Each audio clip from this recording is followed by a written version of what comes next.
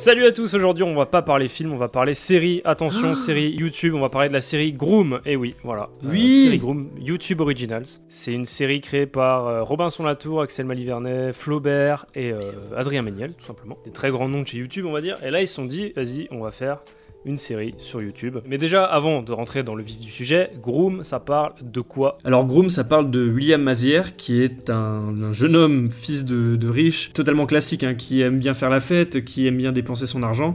Et un jour, son père va lui dire « Ok mon fils, finis la fête, maintenant tu bosses, tu vas devenir groom. » Voilà. Au casting, du coup, on a Jérôme Niel, Vincent Tirel, Constance Labbé, Adrien Méniel, et c'est les principaux. Mais du coup, quoi, si on parle vite fait des comédiens, je trouve qu'ils sont tous parfaits pour leur rôle. Par exemple, moi, celui qui me bluffe et me tue de rire, c'est Vincent Tirel. Mais oui. Toujours dans la bêtise, dans la connerie, et c'est tellement adapté à son rôle. Mais le rôle de Thomas ce mec, c'est un extraterrestre dans la série, hein, par rapport aux autres, Mais c'est ça. par rapport aux autres acteurs. Et tu le vois parce qu'il a un badge, tu sais, avec des petites gommettes dessus. Et ça te dit direct, ce mec-là, voilà, il est excentrique par rapport aux autres. Mais en vrai, c'est peut-être un des personnages qui ressort le plus par justement ces petits moments de folie. Il a toujours la petite note d'humour juste, truc qui va te faire sourire, alors que c'est une connerie, tu vois, dans l'histoire. Tout le monde le regarde en disant « Ouais, bon, t'es bien sympa, mais arrête de dire de la merde. » Mais à chaque fois, c'est ultra efficace et c'est toujours aux petits oignons. Et même, de toute façon, Jérôme Niel, qui porte très bien son rôle principal de la web-série, et qui d'ailleurs avait déjà ce rôle à l'époque pour une émission qui s'appelait Groom Service, je crois. C'était une toute petite web-série qui passait pendant le festival de Montreux sur Comédie Plus, je crois. Et je me souviens, j'avais découvert ça à l'époque et au final, ça a donné une grosse web-série plus tard, c'est assez cool. Bon, du coup, on peut passer réalisation, parler un petit peu de la réal de cette série, web-série. La plupart des épisodes, si ce n'est tous, sont réalisés par Théodore Bonnet. Bah oui, mais c'est un peu le réal de YouTube, c'est un peu celui qu'on voit très souvent dans les génériques de production de petits courts-métrages ou de web-séries, notamment chez Studio Bagel. Ou de clips, tout simplement, parce que je de sais clips aussi, oui. Clips pour Big Flo et Oli, enfin, il est quand même assez actif, même par les exemple, trucs de Squeezie, c'était lui. Et il a une réal plutôt cool, je sais qu'il y a des trucs qui étaient vraiment sympas. Après, c'est une comédie, donc une comédie, c'est toujours une réal assez simple, tu vois, tu vas pas te permettre de faire des longs plans séquences ultra travaillés. Ah non, c'est clair. Mais n'empêche que ça fait le taf, parce que quand tu compares ce genre de web-série comique à une comédie française à gros budget, entre guillemets, j'ai pas envie de citer de nom, mais tu sens quand même qu'il y a un peu plus d'inventivité dans Groom, tu vois. Il y a beaucoup plus de recherche. Et il arrive à gérer cet environnement d'hôtel parfaitement, comme tu as dit, avec les lumières, parce que c'est souvent des lumières assez chaudes dans les hôtels, tu sais, c'est les beaux lustres et tout, et ça rend vraiment bien, hein, c'est ultra léché. Et du coup, c'est toujours assez compliqué, mais là, ce qui marche bien, c'est notamment le montage, parce que la comédie, c'est un sens du rythme, et le montage fait beaucoup pour te faire rire, pour souligner une réplique, un moment, une action. C'est souvent le montage qui fait ça, et je trouve que ça marche plutôt bien dans cette série. Et en plus, vu que c'est une série avec plusieurs personnages principaux, le montage permet de passer de différentes situations, de différents personnages, parce que chaque épisode, on suit environ 3 situations différentes avec des groupes de personnes. À chaque fois, c'est ultra bien rythmé, et le plus compliqué dans ces trucs, c'est d'arriver à faire maintenir l'attention du spectateur sur les 3 actions différentes. Pas qu'ils se disent « Oh, il y en a une qui me fait un peu chier ». Là, à chaque fois, c'est cool, tu vois. Ça, c'est trop cool. Ouais, c'est vrai, et il y a toujours un schéma qui se répète un petit peu dans les épisodes, et c'est pas un problème. C'est, comme tu as dit, on a plusieurs intrigues qui sont développées en parallèle durant l'épisode, et à chaque fois, on arrive à en quitter une pour aller vers l'autre, mais en laissant un petit climax et te dire « Ah, regarde, il se passe un truc », et on repart sur quelqu'un d'autre pour refaire pareil avant de revenir. Donc, il y a un schéma intéressant.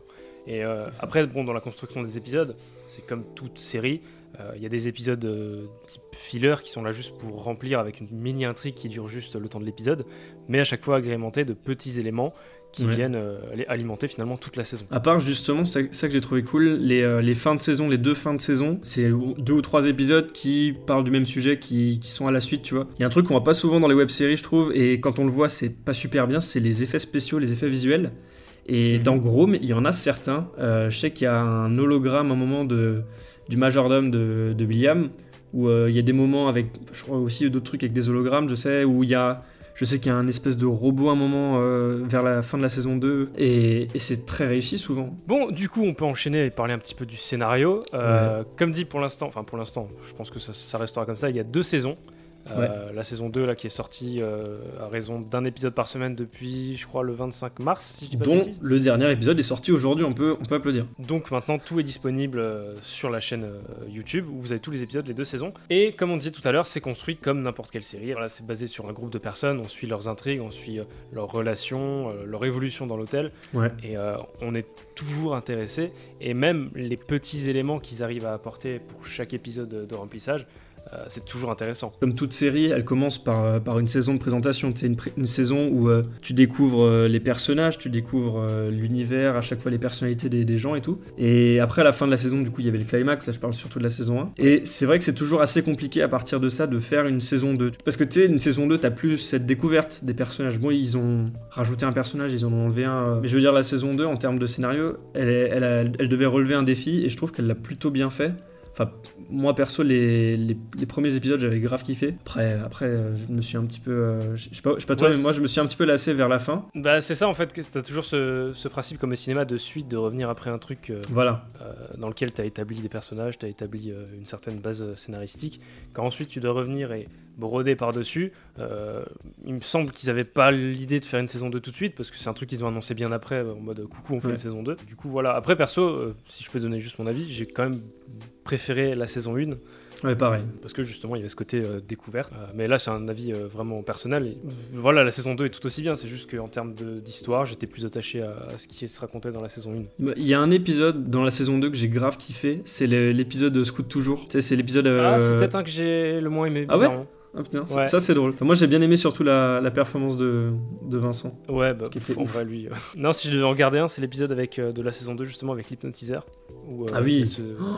Il était ouf. No spoil, mais en gros il y a un switch de 2 personnages et les deux, enfin c'est parfait, c'est incroyablement drôle. Ouais. Bon, on peut parler d'un truc aussi, hein, on en a pas parlé dans le casting, mais il y a beaucoup de guests, mais vraiment beaucoup. C'est sur une chaîne YouTube que c'est diffusé. Il y a beaucoup de gens de l'univers de YouTube. Hein. Je sais qu'il y a Cyprien du coup dans la saison 2. Il y a Julien Pestel, Ken Kojandi. Son personnage est vraiment très très cool à Ken Kojandi vu qu'il lance la saison 1 et il la termine, c'est extrêmement bien écrit. Bah il y a Sophie Monico aussi qui joue dans la saison 2 à partir du milieu où elle joue la mère de William. Après comme dit, il y a plein de guests, il y a le monde à l'envers qui passe. Enfin, des fois ils ont juste des caméos, enfin tu les vois une scène et puis c'est tout. Des fois, ils ont vraiment fait plaisir, ils ont contacté un petit peu tous les gens de l'univers YouTube, tous leurs potes. Ouais. Et en vrai c'est cool parce que c'est des visages familiers et ça fait toujours plaisir de voir ces gens-là dans des productions. Par contre par rapport à ça, il y a un truc, c'est pas un coup de gueule ou quoi, mais je suis sûr qu'il doit y avoir une explication, mais pourquoi ils font à chaque fois en fin d'épisode un trailer de l'épisode suivant ?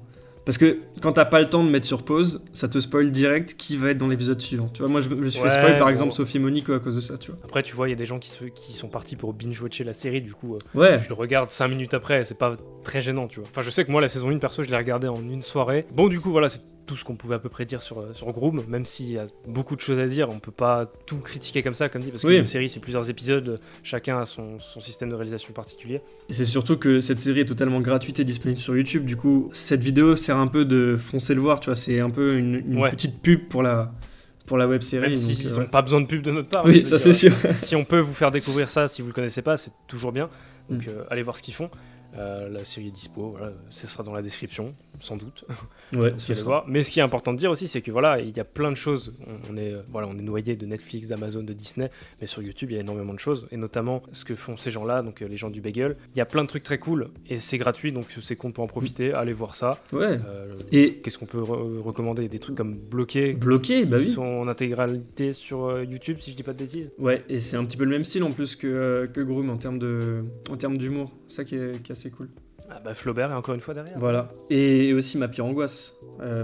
Oui, Ma Pire Angoisse. C'est génial ça. Bon, du coup, voilà, c'est tout pour cette critique. On vous retrouve dimanche prochain pour un podcast et une petite vidéo qu'on vous prépare, un truc un petit peu différent de ce qu'on fait d'habitude. Mais voilà, on n'en dit pas plus. Bientôt, c'est le retour des facecam. Vous inquiétez pas, on est bientôt de retour. Ouais, faut que j'aille chez le coiffeur d'abord parce que. C'est vrai, important. En attendant, nous on repart pour de nouvelles aventures. Ciao.